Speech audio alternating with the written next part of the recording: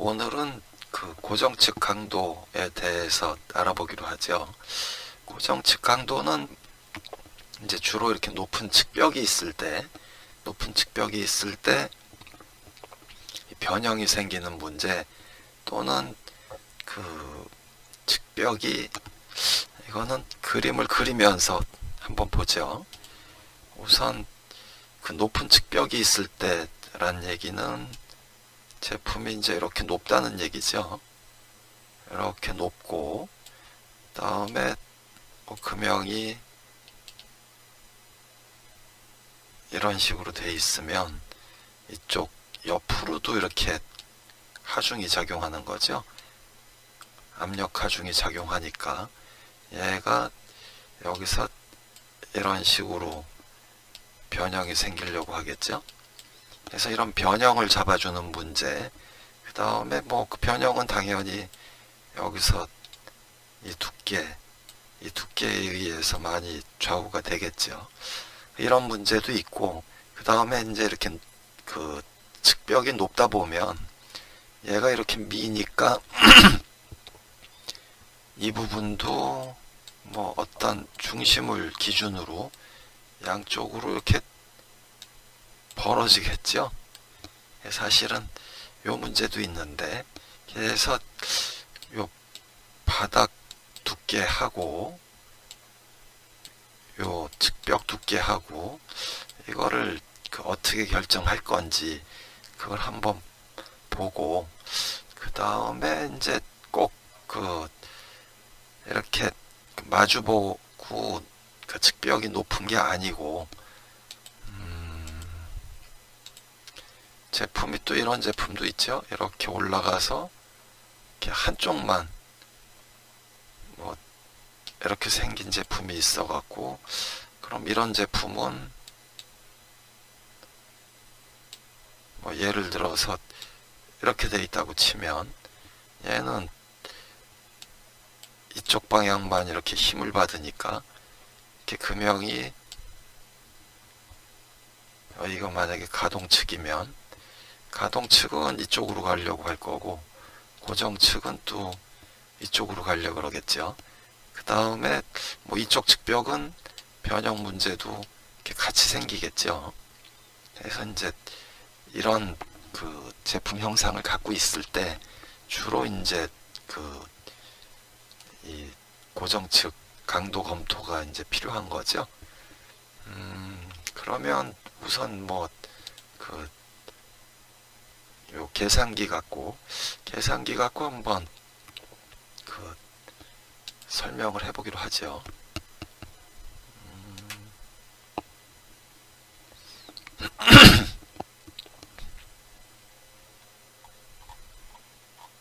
여기서 이제 계산기에서, 이건 전번에 얘기했듯이 스틸일 경우 고칠 필요가 없고, 압력은 300 그냥 봐도 될 것 같고, 랭스는 이 측벽 하나에 대해서 압력 하중을 받는 그 측벽의 길이죠. 이렇게 랭스가 지금 840이라고 가정을 하고, 높이가 200이다. 그 다음에 이 두께가 100이다. 이랬을 경우에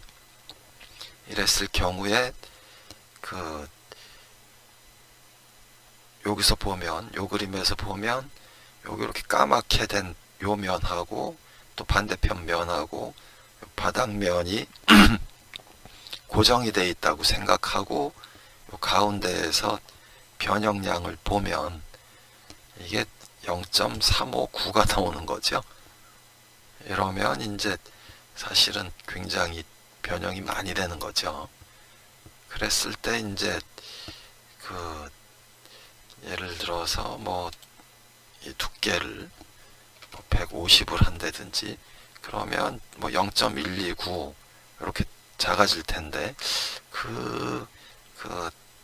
그래서 여기서 이렇게 계속 바꿔서 해도 되겠지만, 요 밑에 보면 요 그래프가 있죠. 지금 150이 여기 입력한 요 150이라는 치수가 여기 가운데 있고, 이걸 만약에 140으로 했으면은 여기서 이렇게 값이 0.1526, 요 값이 0.152가 되는 거고, 그 다음에 요 130으로 하면 0.182, 그 다음에 160 하면 0.111, 그 다음에 170 하면 0.097, 100분의 97 이렇게 된다는 얘기죠. 그러니까 뭐 얘를 직접적으로 조정하기 전에 이렇게 조정하기 전에 여길 미리 와서 보면 얘가 120으로 넣어도 0.2mm나 가겠구나. 내가 뭐 목표를 0.1까지 맞추겠다 그러면 0.1까지 맞추겠다 그러면 뭐 여기 120 갖고는 어림도 없는 거죠. 그러면 이제 뭐 한 150 이렇게 집어넣어 보면 이때도 이제 170은 돼야지 0.1 이내로 가는 거죠.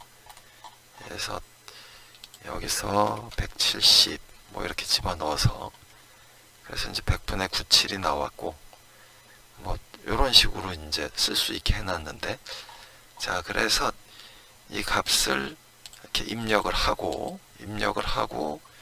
여기 값이 이제 계산돼서 나오는 거죠.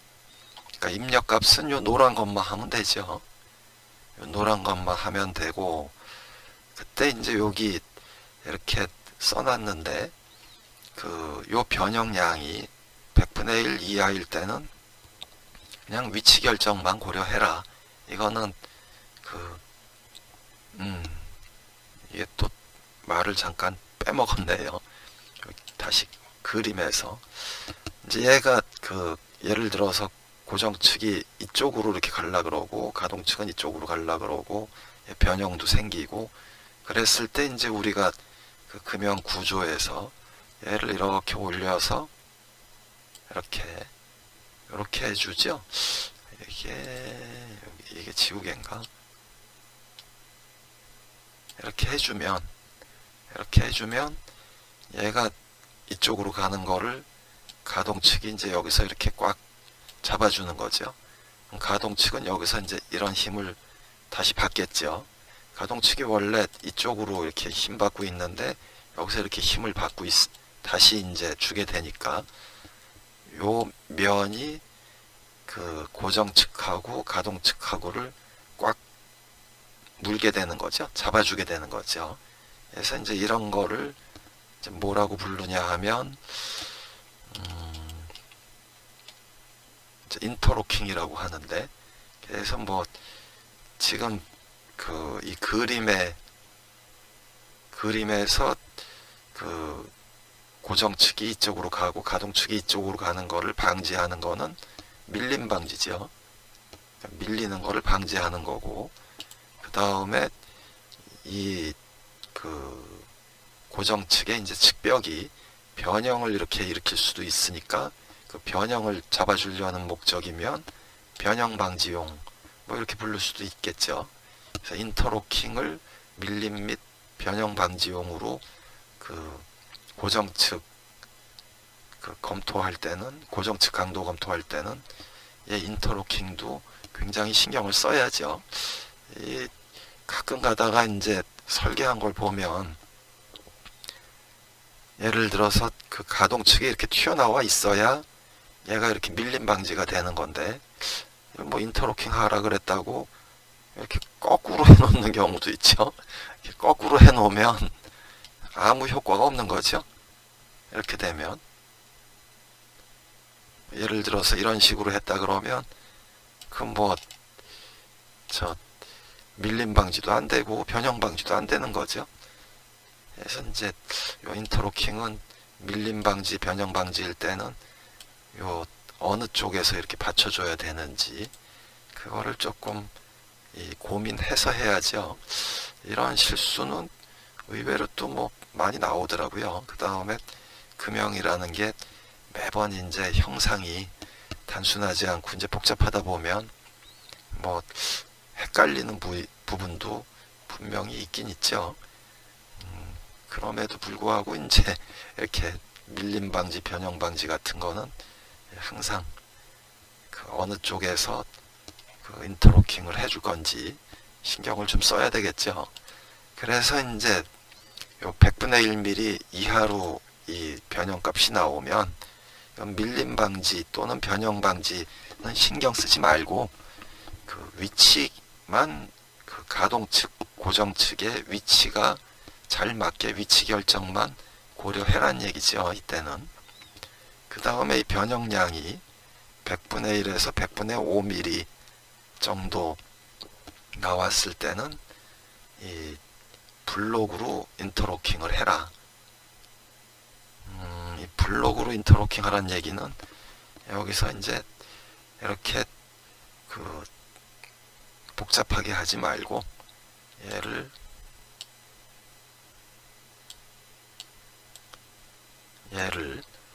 그냥 이렇게 두고 이 가동 측에다가 이렇게 블록을 심어서 그냥 이렇게 볼트 체결하는 블록을 심어서 이 정도로 해줘도 그 충분히 그 인터로킹 역할을 해준다는 얘기죠. 뭐 이럴 경우 이제 경우에 따라서 그 소재 사이즈도 이제 많이 차이 날 수 있으니까 그래서 이제 이렇게 언급해 놓은 거고, 그 다음에 얘가 100분의 5 이상일 경우에는 그 아까 그림처럼 이렇게 별도 테이퍼 블록을 설치하는 게 아니고 그 일체형으로 한 몸으로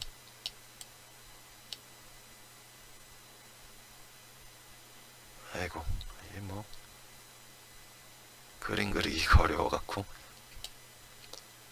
한 몸으로 이런 식으로 인터로킹 하란 얘기죠.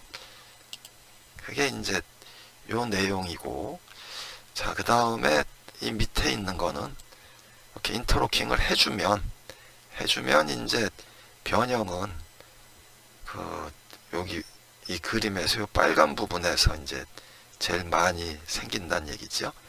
그래서 요 생기는 게 여기서 그 최대 100분의 5mm 그 다음에 100분의 3호 이하로 생기게끔 측벽을 두란 얘기죠. 이게 이제 만약에 측벽이 120 정도면 120이라도 뭐 들어가네요. 이게 만약에 한 80이면 어떻게 되나 볼까요? 80이면 100분의 5가 넘죠. 그래서 이러면 좀 곤란하다는 얘기죠. 그러니까 80, 100 정도 이렇게 넣으면 100도 이제 100분의 3호보다는 넘어가죠. 암만 해도 한 120은 돼야 좀 안심하고 그 할 수 있겠죠. 그래서 뭐 요 정도로 우리가 그 이해하도록 하고, 그 다음에 아까 이제 그림에서 요 바닥도 변형이 생긴다 그랬죠.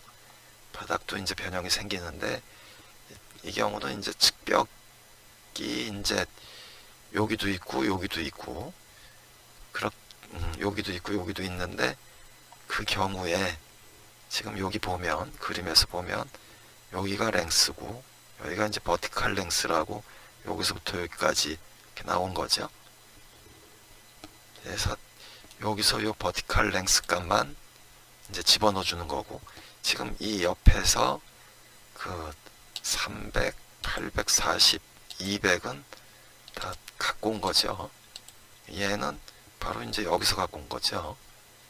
그 버티컬 랭스가 이제 다를 수가 있으니까 요 값이 뭐 이제 740이고, 요 그 다음에 요 바닥은 여기서 이제 바텀 시크니스 이렇게 돼 있죠.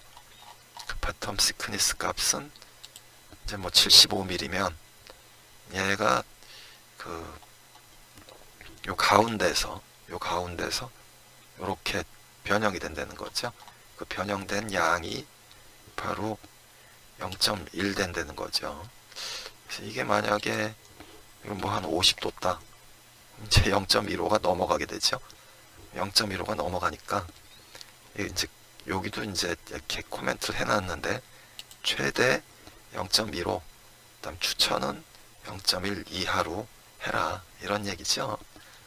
그래서 이거를 뭐 0.1 이하로 하려면 60도 안 되고 70도 안 되고 75도 좀 그렇네요. 80 뭐 이러면 0.1 이하가 되겠죠. 그래서 계산기는 뭐 그 가동 측 계산기보다 훨씬 간단하죠. 간단하니까 이제 이렇게 써보면 될 것 같고, 그 다음에 이제 그 이 계산기를 쓰라 그러니까 선수들이 좀 잘 안 쓰는 경향이 있던데, 뭐 제품이 이거하고 딱 이런 경우하고 딱 안 맞다 뭐 이렇게 하고 안 쓸라 그러는데, 사실은 얘가 꼭 성형부가 이렇게 측벽이 높은 경우도 있지만은 우리 슬라이드 같은 것도 좀 이 금형의 XY 사이즈 정할 때 슬라이드가 이제 외측에 있으면 그 슬라이드 갖고도 이 XY 사이즈가 굉장히 많이 차이가 나죠. 그때도 이제 사실은 슬라이드에서 여기 남기는 양, 이 양을 얼마로 할지 이것도 굉장히 큰 문제가 되겠죠. 그래서 뭐 부분적으로 슬라이드가 있을 때 그때도 이제 사실은 얘를 응용할 수 있는데, 그거는 한번 그 요 설명을 마치고 그 실제 현업에 했던 거 그걸 갖고 한번 그 적용하는 방법을, 요 계산기 적용하는 방법을 한번 그 살펴보기로 하죠.